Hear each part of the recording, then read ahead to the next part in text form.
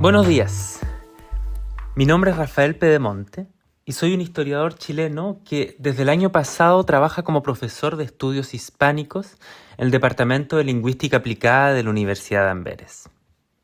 Para ser completamente sincero con ustedes, no me gusta el fútbol en absoluto, pero después de haber estudiado en mi tesis doctoral la diplomacia cultural durante la Guerra Fría, debo admitir que este deporte desempeñó un papel clave en la Guerra Fría cultural y particularmente en América Latina. Cuando los chilenos piensan en el Mundial de 1962, celebrado en Chile, suelen recordar el notable tercer lugar obtenido por la selección nacional, así como la vergonzosa batalla de Santiago entre Chile e Italia, considerada por un comentarista de la época como la exhibición de fútbol más estúpida, espantosa y repugnante de la historia de este deporte. Pero esa Copa Mundial de 1962 fue también algo más. Fue un evento que ofreció una vitrina fascinante para observar las dinámicas de la Guerra Fría en América Latina, en un momento histórico particularmente importante. En efecto, apenas 3 años antes, en 1959, la revolución liderada por Fidel Castro transformó radicalmente a la isla de Cuba, declarando este último en abril de 1961 el carácter socialista del país caribeño, todo lo cual tendría enormes consecuencias en el panorama político regional. Primero, como consecuencia de ello, la Unión Soviética vio en América Latina ahora una verdadera oportunidad para ampliar su influencia en el subcontinente, mientras que los Estados Unidos comenzaron a preocuparse cada vez más por la expansión del sentimiento revolucionario y de las guerrillas en la región latinoamericana. En este contexto, Chile también se convirtió en un escenario inesperado, no solo de competencia futbolística, sino también de disputa ideológica entre las dos grandes superpotencias del momento. Para los chilenos, organizar la Copa del Mundo fue primero motivo de enorme orgullo nacional. Se trataba de un país, Chile, frecuentemente descrito como el fin del mundo, una nación aislada y situada en el extremo sur del continente americano. Sin embargo, durante un mes de 1962, Chile ya no fue el fin del mundo, sino que se convirtió en el corazón del mundo. El logro fue incluso más notable porque Chile había obtenido el derecho de organizar el torneo frente a la candidatura de la vecina Argentina. ¿Cómo ocurrió eso? Durante el Congreso de la FIFA en 1956, el presidente de la Federación de Fútbol de Chile, Carlos Dittborn, pronunció una frase que se convertiría en una de las más célebres de la historia del fútbol chileno. Respondiendo a quienes sostenían que Chile carecía de la infraestructura necesaria, Dittborn declaró: «Porque no tenemos nada, queremos hacerlo todo». La frase era una reacción explícita al argumento presentado por los representantes argentinos frente a la FIFA. «Podemos organizar el Mundial mañana mismo», decían ellos. «Lo tenemos todo». Sin embargo, la elección de Chile como sede también reflejaba la reputación del país como un ejemplo de estabilidad política. Desde comienzos de la década de 1930, Chile había mantenido, de hecho, uno de los sistemas democráticos más duraderos de América Latina. Sus representantes destacaron la tradición de tolerancia política del país, especialmente hacia los partidos de izquierda, socialistas y comunistas, y los sindicatos. Una afirmación que estaba destinada a atraer e interesar a los países socialistas de Europa del Este y muy particularmente a la URSS.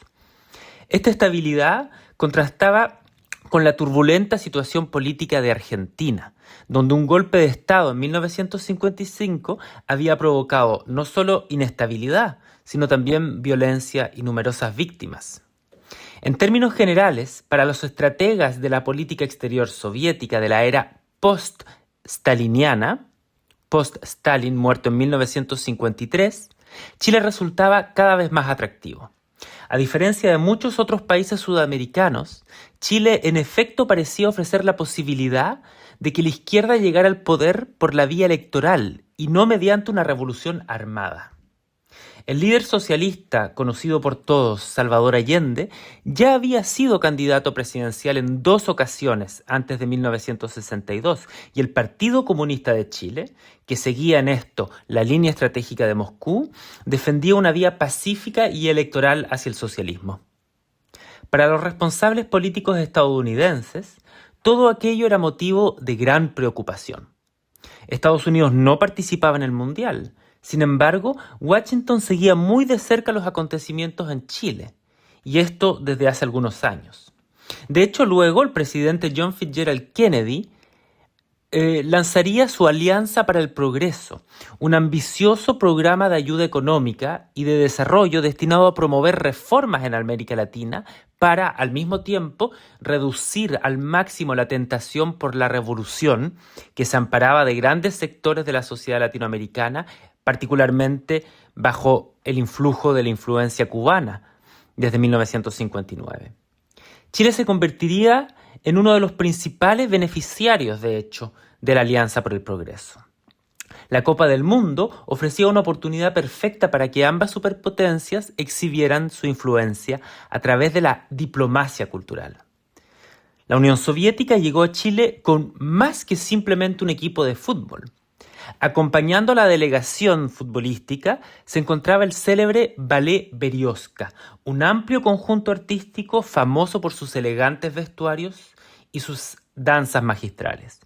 El público chileno quedó cautivado.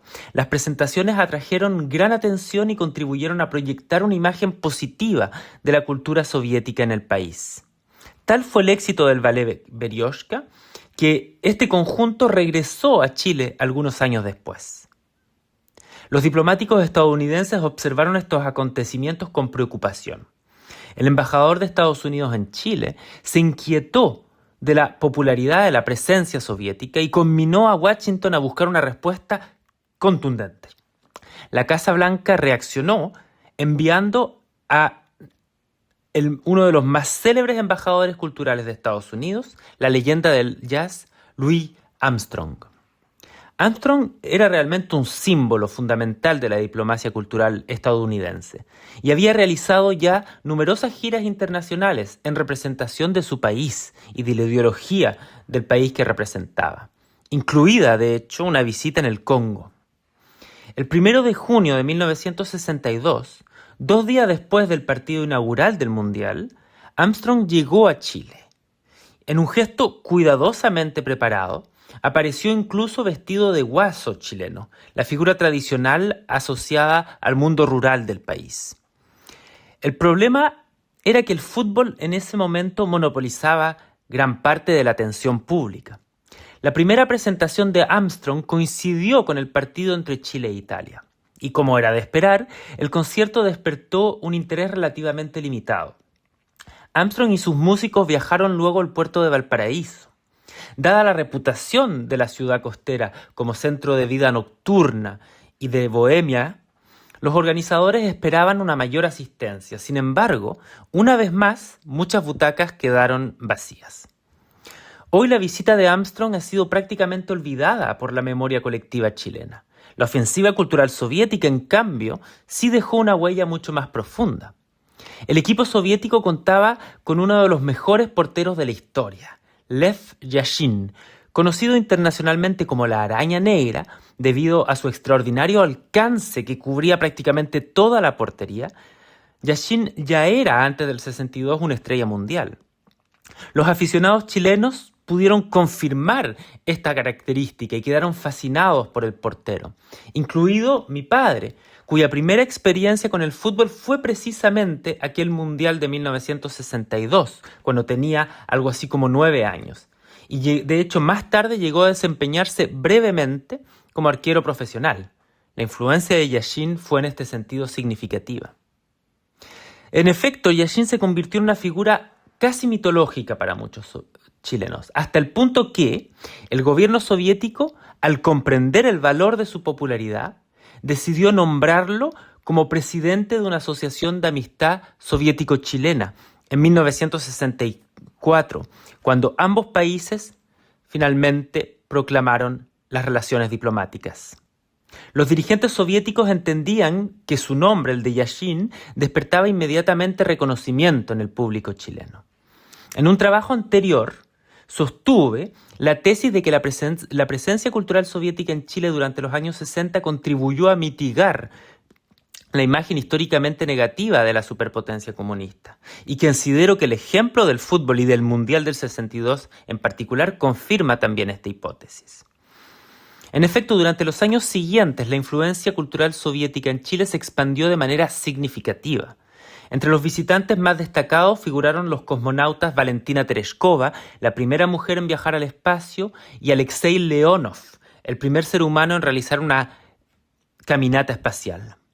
Instituciones culturales soviéticas como el Ballet Bolshoi, el Circo de Moscú o el Coro del Ejército Rojo también viajaron a Chile y atrajeron grandes audiencias en todo el país.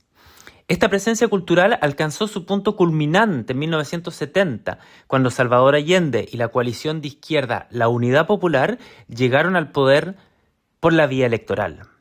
Las relaciones entre Santiago y Moscú se profundizaron a partir de ese momento considerablemente, y el propio Allende llegó a referirse a la Unión Soviética como el hermano mayor de Chile. Durante un breve periodo, Chile se convirtió en uno de los socios más importantes de la Unión Soviética en América Latina. Pero este capítulo, como se sabe, terminó abruptamente.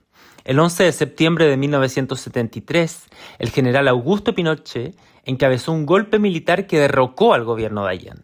Las relaciones diplomáticas y culturales con la Unión Soviética fueron en consecuencia interrumpidas y comenzó una nueva etapa de la vida política chilena. Mirando en retrospectiva, el Mundial de 1962 revela algo importante sobre la Guerra Fría. La confrontación entre Estados Unidos y la Unión Soviética no se libró únicamente mediante alianzas militares o ayuda económica o ideologías políticas, sino que también se desarrolló a través de la cultura, la música, el arte y, por supuesto, el deporte. En Chile, el fútbol se convirtió en un escenario de esa competencia global.